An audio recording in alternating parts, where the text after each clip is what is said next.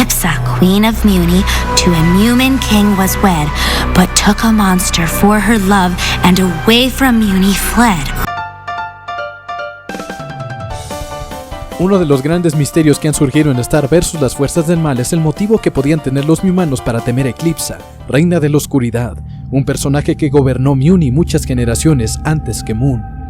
Tras salir al aire el episodio Into the Wand, muchos miembros del fandom consideraron que las 6 reinas cuyos tapetes se exhiben en esta sala estaban ordenadas cronológicamente, mas es en Page Turner donde se nos revela que Eclipsa era una reina muy antigua.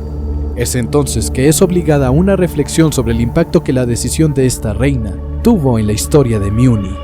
Por lo que vimos en la inscripción ante su tapete, ella se había desposado con un Mihumano, pero se enamoró de un monstruo y huyó del reino. Sin embargo, al ver este fragmento de Crystal Clear, podemos imaginar que lo que Star leyó en este lugar no es la historia completa. Hasta donde se ha podido saber, el capítulo de Eclipsa en el libro de hechizos contiene material muy inquietante: poder de la oscuridad, fuerzas del mal, sufrimiento eterno y cosas de este tipo. Todavía no sabemos con qué intención Eclipsa escribiría este tipo de cosas, si sería para registrar sus hallazgos sobre el tema o porque realmente pensaba utilizar esos conocimientos para dañar a otros. No sabemos de momento, pero sí sabemos que al nombrarla hay escalofríos en la gente. Sin embargo, había un gran interés de Glossaric por hacer que Star leyera ese capítulo en particular. Ya hemos visto que él amañó las circunstancias de tal modo que Star quisiera leer el capítulo y Moon se apartara de la formación de Star. En Raid the Cave vimos a Star escarbar profundo para intentar recuperar a Glossaric, y lo que él dice al verla hacer esto es que está sorprendentemente cerca. Nosotros podríamos interpretar esta frase en 2 sentidos. 1. Glossaric está burlándose de ella porque no quiere ser rescatado, y el segundo sentido es que él espera que Star alcance cierto nivel y se sorprende de que ella realice magia tan avanzada.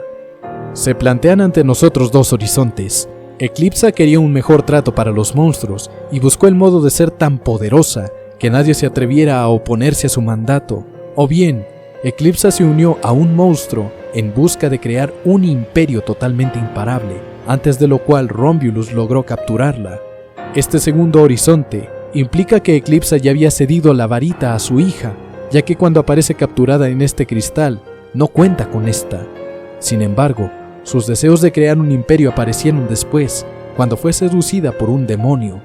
Entonces huyó de Muni y fue detenida por los miembros de la Alta Comisión de Magia. Ya hemos visto varias similitudes entre Gravity Falls y Star vs. las fuerzas del mal. Detalles pequeños como los híbridos de cabra y cerdo o los turistas. ¿Qué sucedería si, poco antes de ser capturada, Eclipsa hubiese realizado un último hechizo para poder volver a la vida tiempo después? Quienes sean parte del fandom de Gravity Falls sabrán que cuando Bill Cipher queda atrapado en la memoria de Stanley Pines, dice unas frases al revés que, al ser puestas en el orden correcto, son un conjuro para volver a la vida a pesar de haber sido eliminado.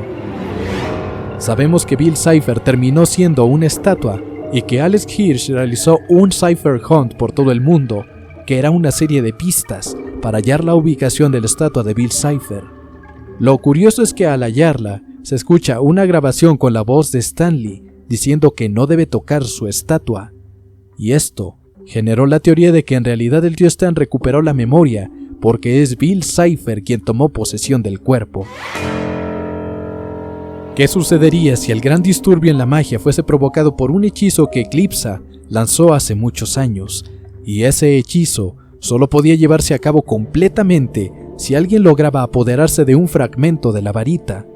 Debemos recordar que las varitas no son mágicas por sí mismas, pero dan acceso a la magia. Ludo buscó el modo de escarbar en sí mismo para poder hacer funcionar su fragmento. Le costó esfuerzo, y quizá Toffee ha manipulado a Ludo con ese fin, pues solo es parte de su plan para regresar a Eclipsa a la vida. Toffee leía en Munipendence Day un libro sobre historia de Muni, donde había un apartado sobre las varitas. Muchos se han preguntado quién podría ser la persona que escribiera semejante libro, si podría ser perjudicial para el propio reino de Muni. La respuesta es obvia. Lo escribió alguien que quería deshacerse de ese reino. Eclipsa pudo haber escrito ese libro para los monstruos, pero no pudo entregarlo antes de ser cristalizada por Romulus, originando que quedara oculto hasta el momento en que Toffee lo encontró. Justo como cuando Dipper encuentra el diario número 3, aunque las intenciones de Toffee son muy distintas. Glossaryck tal vez sintió que ese terrible momento estaba por ocurrir y se dejó secuestrar por Ludo para controlar y contener lo que los villanos hacen, de modo que, llegado el momento, puede intervenir y frustre los planes de Ludo y sobre todo, de Toffee. ¿Crees que realmente el objetivo es retornar a Eclipsa a la vida? ¿Qué ocurriría si el monstruo con el cual Eclipsa huyó nunca fue el que vemos en el cuadro, sino el mismísimo Toffee? ¿Qué sucedería si los cráneos que lleva en las sombreras son los de hijas que tuvo con Eclipsa, mitad reptilianas y mitad mi-humanas, pero que no eran inmortales como él, y murieron en la completa miseria debido a la discriminación en contra de los monstruos? Nos vemos en la próxima edición de Star vs. las Fuerzas del Mal, de la Caravana del Misterio, de Sebastián Derain.